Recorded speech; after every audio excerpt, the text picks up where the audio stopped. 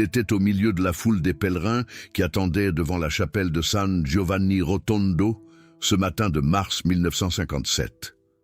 Padre Pio traversait le couloir vers la sacristie, entouré de ses confrères capucins comme à son habitude, quand il s'est arrêté net. Au milieu du couloir, sans raison apparente pour ceux qui le regardaient, il a tourné la tête vers une femme debout dans la foule, une femme ordinaire, habillée de noir comme beaucoup de veuves du sud de l'Italie à cette époque. Il l'a regardée pendant un long moment, avec cette intensité particulière que tous ceux qui l'ont vue décrivent de la même façon, comme s'il regardait à travers elle plutôt que vers elle, comme s'il voyait quelque chose autour d'elle que les autres ne voyaient pas. Puis il a dit 3 mots à voix basse, mais suffisamment audibles pour ceux qui se trouvaient proches de lui. « Vos morts attendent ». La femme a compris immédiatement que ces mots lui étaient destinés. Les gens autour d'elle l'ont regardée. Elle a demandé d'une voix tremblante d'émotion « Qu'est-ce qu'ils attendent ?» Padre Pio s'est retourné vers elle une dernière fois avant de continuer son chemin et a répondu simplement « La Semaine Sainte.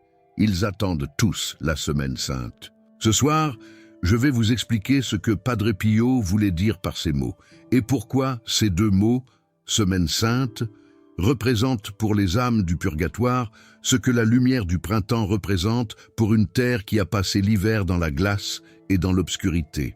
Parce que Padre Pio a révélé, en 1957 et à d'autres occasions documentées par ses directeurs spirituels, quelque chose d'essentiel que l'Église enseigne beaucoup trop peu dans les paroisses ordinaires.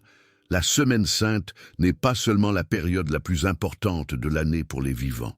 C'est aussi la période la plus importante de l'année pour les âmes qui sont encore dans le purgatoire. Et le comportement des vivants pendant ces quelques jours saints détermine directement combien d'âmes peuvent franchir le seuil entre le purgatoire et la gloire de Dieu. Si vous avez un défunt dans votre famille pour lequel vous priez depuis des années sans savoir si vos prières l'atteignent vraiment, si vous portez dans votre cœur le souvenir de quelqu'un qui est parti dans des circonstances difficiles, sans préparation, sans sacrement, dans une situation spirituelle incertaine, si vous approchez de la Semaine Sainte chaque année comme d'une belle célébration liturgique sans vraiment savoir ce que vous pouvez faire de concret pour vos défunts pendant ces jours, alors ce que je vais vous partager ce soir vous est directement destiné.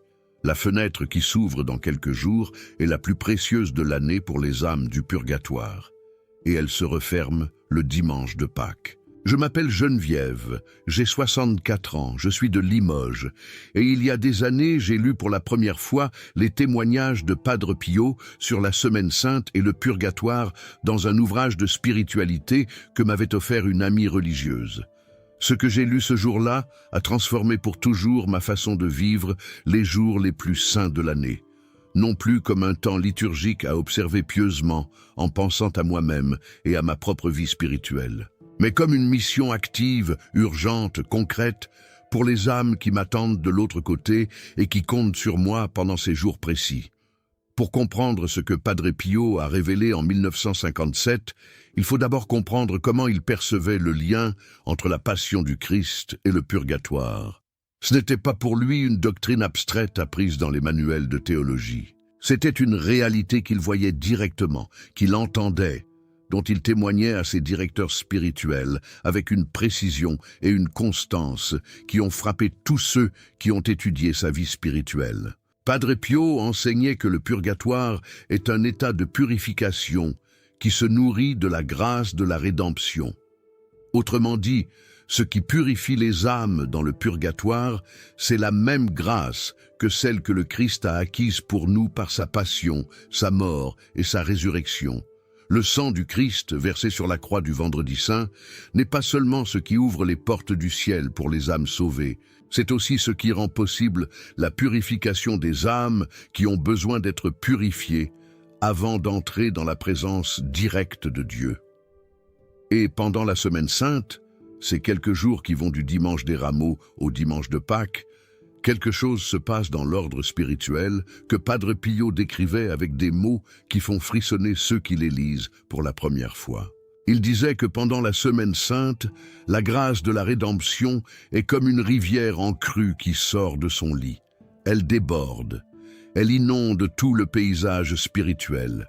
Et le purgatoire, en particulier, reçoit pendant ces jours une quantité de grâce que rien d'autre dans l'année entière ne peut égaler. Le père Agostino de San Marco in Lamis, directeur spirituel de Padre Pio pendant de nombreuses années, a conservé des notes détaillées sur une conversation qui a eu lieu au lendemain de Pâques de l'année 1957. Padre Pio venait de traverser la Semaine Sainte dans une prière et une pénitence d'une intensité particulière. Il souffrait de ces stigmates de façon encore plus aiguë pendant cette période, comme si la passion du Christ se vivait à nouveau dans sa propre chair et que le calendrier liturgique avait une réalité physique dans son corps qui n'existait pas dans le corps des autres hommes.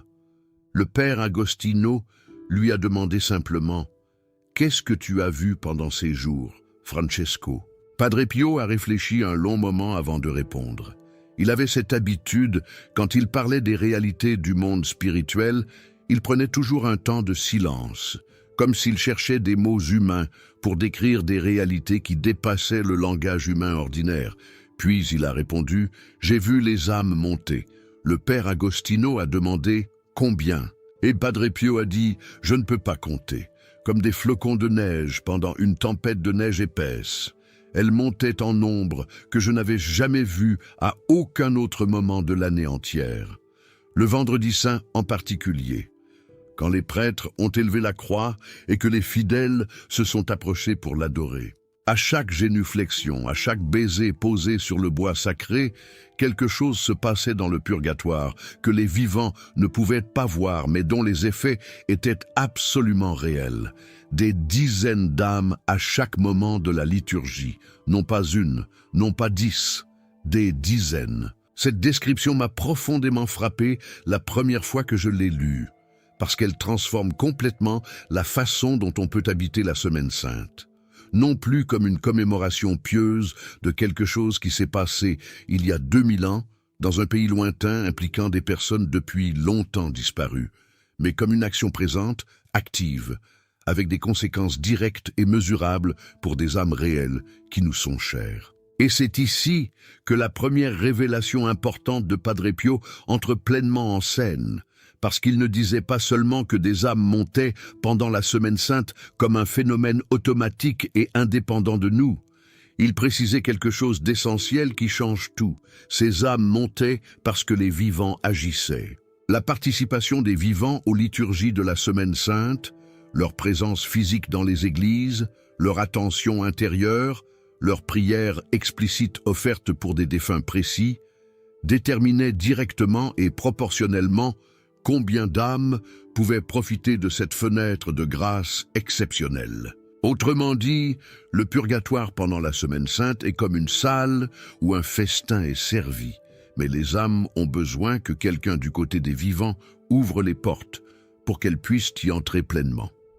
Permettez-moi de vous raconter maintenant l'histoire de Teresa Fontana, dont le témoignage est déposé dans les archives capucines de San Giovanni Rotondo et qui illustre parfaitement ce principe avec une force qui ne laisse personne indifférent. Teresa était une femme de Naples, veuve, qui avait perdu son fils unique dans un accident de voiture 3 ans avant de venir voir Padre Pio. Son fils avait 28 ans au moment de sa mort. Il était baptisé, mais ne pratiquait plus depuis des années. Il était de cette génération de jeunes hommes italiens de l'après-guerre qui avaient grandi dans des familles catholiques et qui, arrivés à l'âge adulte, avaient progressivement abandonné la pratique sans rompre formellement avec la foi. Il ne se confessait plus depuis l'adolescence.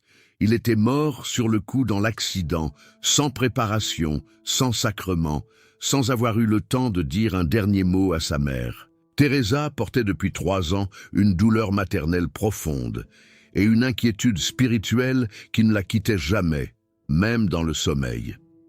Elle priait pour lui chaque jour avec une constance et une intensité que personne dans sa famille ne mettait en doute. Elle faisait dire des messes régulièrement en son intention. Elle consultait des prêtres pour avoir une réponse à la question qui la rongeait de l'intérieur.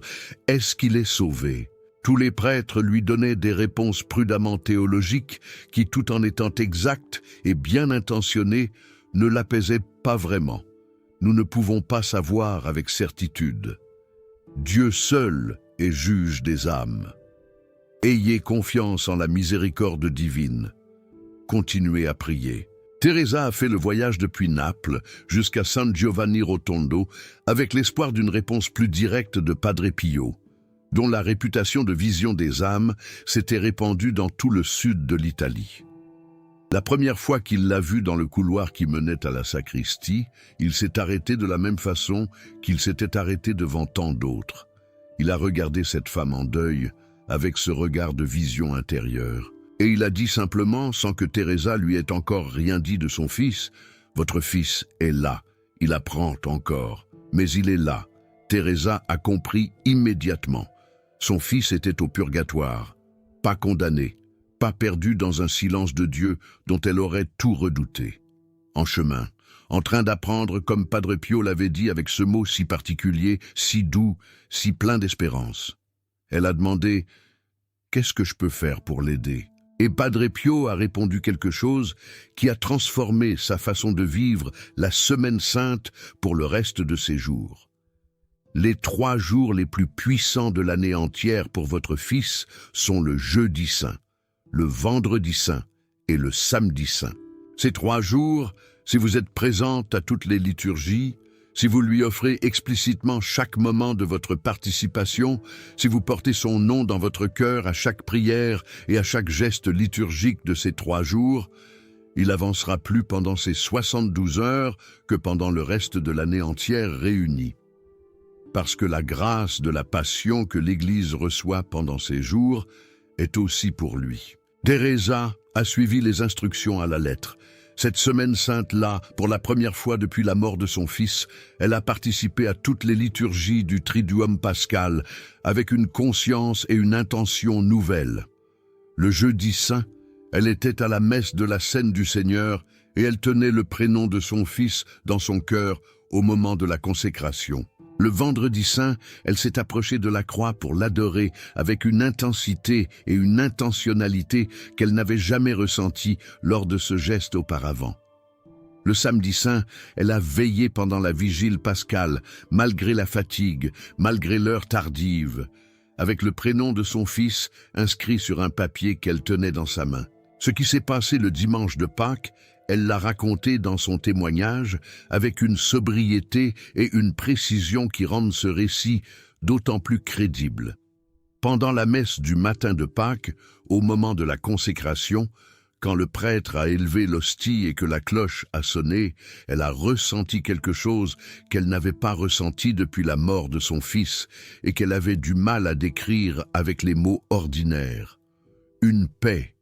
Pas une consolation émotionnelle ordinaire. Une certitude intérieure calme, profonde, sans fioriture. Quelque chose qui lui disait sans mots, c'est fait, il est là. Elle est retournée voir Padre Pio peu après Pâques. Il l'a regardé et a souri de ce sourire rare qui était, selon tous ses contemporains, l'un des signes les plus touchants de sa sainteté. Il n'a pas eu besoin de lui poser de questions. Il a dit simplement « Vous avez bien travaillé pendant la Semaine Sainte ». Cette histoire est pour moi l'une des plus belles illustrations de l'enseignement de Padre Pio sur le lien entre la Semaine Sainte et le purgatoire. Parce qu'elle montre concrètement ce qui est possible quand un vivant décide d'agir pendant ces jours exceptionnels avec une intention explicite pour ses défunts. Mais je dois maintenant vous partager la 2e révélation de Padre Pio, celle qui m'a peut-être le plus étonné dans toute ma lecture de ses enseignements, et qui comporte un aspect inattendu que presque personne n'anticipe. Padre Pio enseignait quelque chose de surprenant sur la nature de la grâce reçue pendant la Semaine Sainte. Il disait que cette grâce n'est pas destinée uniquement aux vivants. Elle est destinée à tous, vivants et morts.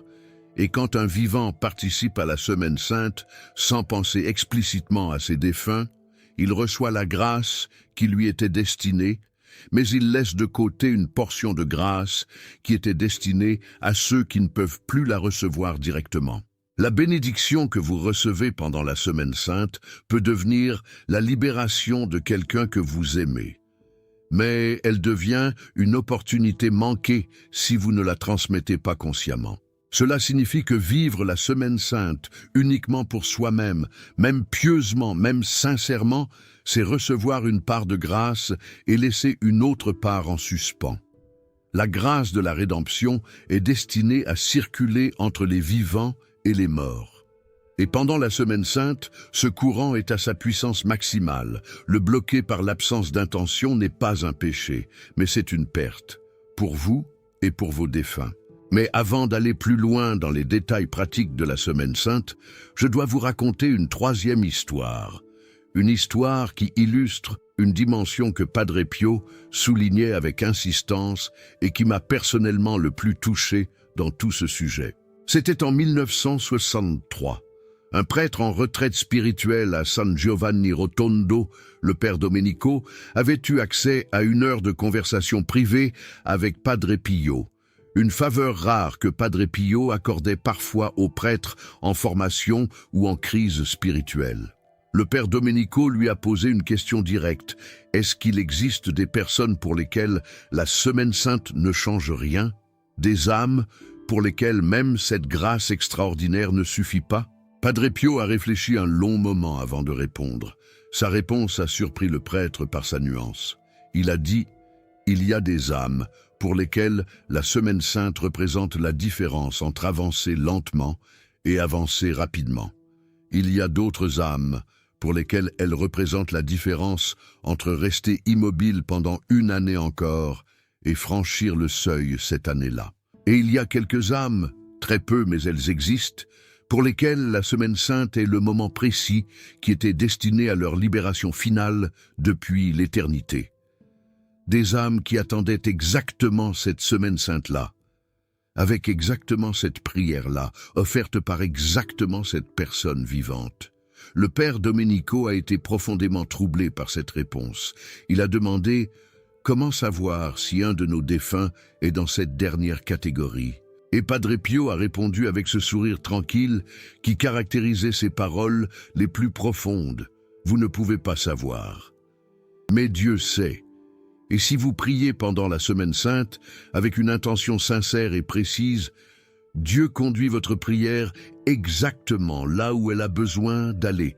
Vous ne pouvez pas vous tromper de destination quand vous remettez votre prière entre les mains de Dieu avec amour. » Cette réponse de Padre Pio m'a libéré d'une inquiétude que j'avais sans le savoir depuis des années. L'inquiétude de ne pas savoir si je priais bien, si ma prière était suffisamment précise, suffisamment intense, suffisamment spirituellement avancée pour atteindre les âmes que j'aimais. Padre Pio dit « Vous ne pouvez pas vous tromper si vous priez avec amour et avec intention. Dieu fait le reste. » Et pendant la Semaine Sainte, il fait ce reste avec une générosité que rien d'autre dans l'année n'égale. Cela me rappelle quelque chose que j'ai vu de mes propres yeux à San Giovanni Rotondo lors d'un pèlerinage il y a de nombreuses années. Pendant le Vendredi Saint, devant la tombe de Padre Pio dans la crypte, une longue file de pèlerins attendait pour prier. Ce qui me frappait, c'était la façon dont beaucoup de ces personnes murmuraient des noms en priant. Non pas des formules générales, des prénoms, leurs défunts, leurs parents morts, leurs enfants morts, leurs amis disparus. Ils les nommaient un par un. Et j'ai compris ce jour-là ce que Padre Pio avait enseigné sur la précision dans la prière pour les défunts, et sur la puissance particulière de cette précision pendant les jours saints. Voici maintenant ce que Padre Pio a révélé sur les moments les plus puissants du Triduum pascal. Des précisions concrètes que je n'ai trouvées dans aucun catéchisme ordinaire, mais qui sont documentées dans les notes de ses directeurs spirituels. Le Jeudi Saint, au moment précis de la consécration pendant la messe de la Scène du Seigneur, Padre Pio voyait quelque chose qui le faisait parfois s'arrêter au milieu de la célébration pour un bref moment de silence contemplatif. Ses confrères capucins comprenaient que ce silence n'était pas une hésitation ni un oubli. C'était une vision. Ils voyaient ce que la présence réelle du corps et du sang du Christ dans les espèces consacrées accomplissait dans le monde spirituel à ce moment précis. Et il disait à ses directeurs, « Ce moment du jeudi saint est le premier grand afflux de grâce pour le purgatoire pendant la semaine sainte. Chaque communion du jeudi saint, offerte avec une intention explicite pour un défunt précis, traverse le purgatoire comme une lumière chaude traverse un vitrail de cathédrale. Le vendredi saint, l'adoration de la Sainte Croix est, selon Padre Pio, le moment le plus puissant de l'année entière pour les âmes du purgatoire, plus encore que n'importe quelle messe ou prière ordinaire. Parce que c'est le moment où le symbole central de la rédemption, la croix de bois sur laquelle le sang a été versé, est présenté physiquement aux fidèles pour qu'ils l'adorent avec leur corps, pas seulement avec leurs esprits. Et Padre Pio disait « Quand un vivant s'agenouille devant la croix nue du vendredi saint et l'embrasse avec toute la foi dont il est capable, non pas comme un geste rituel habituel, mais comme une rencontre personnelle réelle avec celui qui a versé son sang pour tous sans exception. Ce geste libère une grâce d'une intensité particulière pour les âmes qui n'ont pas pu se réconcilier complètement avec Dieu avant leur mort. Ces âmes, souvent dans les niveaux les plus profonds du purgatoire, reçoivent par ce simple geste d'un vivant quelque chose qu'elles ne peuvent plus recevoir par elles-mêmes. Et puis, il y a la veillée pascale du samedi saint. Padre Pio en parlait avec une gravité et une tendresse particulières qui montraient combien ce moment lui était cher. Il disait « C'est la nuit où le purgatoire est le plus silencieux. Pas parce que les âmes souffrent moins, leur purification continue, mais parce qu'elles attendent. Elles savent, dans leur conscience spirituelle qui dépasse notre compréhension, que dans quelques heures, la résurrection va irradier dans toute la création, y compris dans le purgatoire. Elles retiennent leur souffle. Et ceux des vivants qui veillent pendant cette nuit, pas nécessairement toute la nuit entière, mais qui choisissent de rester présents pendant au moins une partie de la vigile pascale, avec une pensée explicite et aimante pour leurs défunts, accomplissent quelque chose de spirituellement considérable, dont peu de catéchismes ordinaires parlent. Padre Pio ajoutait « La lumière du cierge pascal n'est pas seulement un symbole.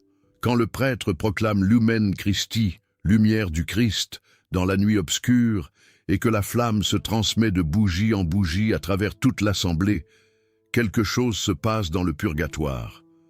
Une lumière entre dans les lieux de purification. Et les âmes dont les familles sont présentes à cette veillée, présentes avec intention et avec amour, ressentent cette lumière avec une intensité particulière. Je vais maintenant vous révéler quelque chose que des archives ont confirmé bien après la mort de Padre Pio et qui constitue pour moi la preuve la plus frappante de la réalité de tout ce qu'il enseignait sur ce sujet. En 2003, dans le contexte des études qui ont accompagné la canonisation de Padre Pio, célébrée 1 an auparavant par Jean-Paul II, un groupe de chercheurs a eu accès, avec l'autorisation des Capucins de San Giovanni Rotondo, à une série de carnets de notes datant des années 1950 et 1960. Parmi ces documents, il y avait un carnet qui n'avait pas été consulté depuis des décennies. Il n'était pas de la main de Padre Pio lui-même, mais d'un de ses confrères capucins qui notait soigneusement les observations que Padre Pio lui confiait au fil des années sur les réalités du purgatoire. Dans ce carnet, à la date précise du lundi de Pâques 1958, le frère capucin a noté les mots exacts que Padre Pio lui avait dit le matin même, alors qu'ils marchaient ensemble dans le cloître après la messe de Pâques. Cette semaine sainte, j'en ai vu monter beaucoup, plus que l'an dernier, parce que plus de pèlerins ont commencé à prier avec l'intention explicite. Ils ont commencé à comprendre. Le chercheur principal qui a étudié ce carnet, un historien spécialisé dans la spiritualité des Capucins qui a publié ses résultats dans un ouvrage académique en 2007, a écrit que ce passage était l'une des pièces les plus saisissantes de toute la littérature testimoniale sur Padre Pio. Non pas parce qu'il révèle une vérité théologique nouvelle, mais parce qu'il montre que Padre Pio suivait d'année en année l'évolution du nombre d'âmes libérées pendant la Semaine Sainte. Qu'il observait une corrélation directe et mesurable entre la qualité de la prière des vivants pendant ces jours, la précision de leur intention, leur conscience de prier pour des personnes précises et le nombre d'âmes qui pouvaient franchir le seuil. Ce document n'est pas une légende pieuse, il n'est pas une construction hagiographique destinée à embellir la figure d'un saint. C'est une note prise sur le moment par un témoin direct dans un carnet qui n'était pas destiné à être publié, conservé pendant des décennies sans être consulté. Sa crédibilité est considérable. Et il confirme quelque chose que Padre Pio ne cessait de répéter à ceux qui venaient de le voir, avec des questions sur leurs défunts. Vos prières ont des effets réels et mesurables sur les âmes du purgatoire, et la Semaine Sainte est le moment où cet effet est le plus puissant. Ne le laissez pas passer sans agir. Si cette vidéo a touché quelque chose en vous ce soir, si elle a réveillé le souvenir d'un défunt que vous portez dans votre cœur depuis des années, c'est peut-être Padre Pio lui-même qui vous invite, à travers ces mots, à agir pendant la Semaine Sainte qui s'approche. Ce canal existe pour répandre ses enseignements à toutes les personnes qui en ont besoin. Si vous voulez soutenir cette mission et aider plus de familles à découvrir ce que Padre Pio a révélé sur le purgatoire et la Semaine Sainte, envoyez un super thanks. Padre Pio bénit ceux qui aident à répandre son message de charité envers les âmes en peine.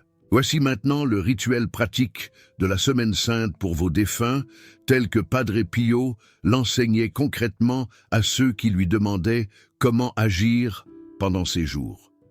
Ce n'est pas un rituel complexe ou difficile. Ce n'est pas quelque chose qui nécessite une formation spirituelle particulière ou des objets spéciaux. Ce sont 5 gestes accessibles à tout le monde. Le premier geste, à faire avant le début de la Semaine Sainte, idéalement dès ce dimanche, choisir les noms des défunts pour lesquels vous allez prier intentionnellement pendant ces jours. Pas tous les morts en général. Des personnes précises, avec des prénoms, avec des visages dans votre mémoire, 3, 5, 7 personnes au maximum, le nombre que vous pouvez tenir dans votre cœur avec une vraie attention et un vrai amour pendant ces jours chargés. Notez leurs prénoms sur un petit papier. Gardez ce papier avec vous pendant toute la Semaine Sainte. Et chaque matin de ces jours saints, lisez ces prénoms à voix basse en commençant votre journée. Le deuxième geste, au jeudi saint, pendant la messe de la Scène du Seigneur, au moment précis de la consécration, quand le prêtre élève l'hostie et sonne la cloche, fermez les yeux un instant et dites intérieurement les prénoms de vos défunts. Puis, ajoutez ces mots. Seigneur Jésus, je t'offre ce moment de ta présence réelle dans l'Eucharistie pour l'avancement de ces âmes qui t'appartiennent. Que ta présence dans le pain consacré les rejoigne là où elles se trouvent, quel que soit le niveau du purgatoire où elles sont en ce moment. Le troisième geste, au vendredi saint, pendant l'adoration de la Sainte Croix, quand vient votre tour de vous approcher pour l'adorer, ne faites pas ce geste avec la rapidité habituelle ou la distraction ordinaire. Approchez-vous de la croix en tenant dans votre cœur les prénoms de vos défunts. Quand vous posez les lèvres ou le front sur le bois sacré, dites intérieurement ces mots. Je baise cette croix aussi pour toi, pour vous. Ce sang versé sur ce bois vous appartient aussi à vous qui êtes dans le purgatoire. Qu'il vous rejoigne là où vous êtes, qu'il vous purifie là où vous avez besoin de l'être. Le quatrième geste, pendant la veillée pascale du samedi saint, si vous pouvez y assister même partiellement, au moment où le cierge pascal entre dans l'église dans l'obscurité et que le prêtre chante « Lumen Christi », lumière du Christ, laissez ces mots résonner pour vos défunts.